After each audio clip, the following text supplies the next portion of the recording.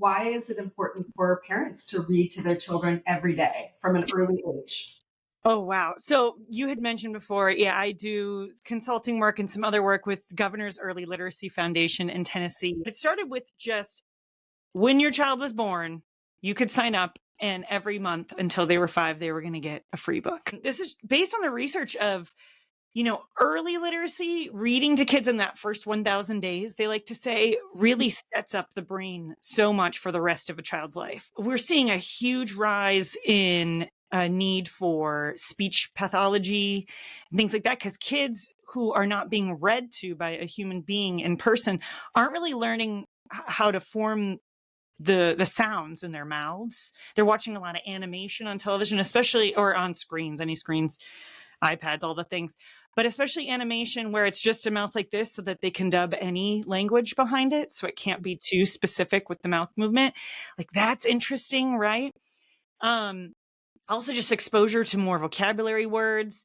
And then if you want to get sort of into the more upsetting stuff, 2/3 of kids who are not literate by 4th grade will end up in the prison system or on welfare.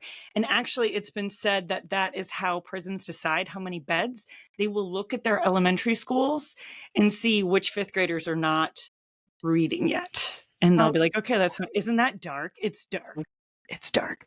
But the thing is that this is something that we can all help with. I mean, libraries are free. Libraries are amazing. Having books in the home, I call it kid bait. I leave books around. And then also just being a reader, right? And modeling that for our kids helps so much too. Making it a fun thing you do together. If you sit and watch a movie together, you sit and play a game together, why don't you sit and read a book together? Why don't you read a book too and with your kids? Because that's important and it's fun. It's a fun thing. Yeah.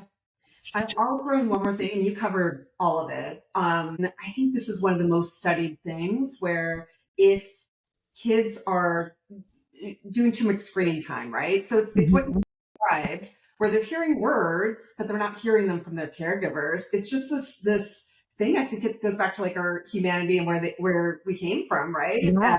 And our brain hasn't evolved for this yet, right? Where they're seeing developmental delays.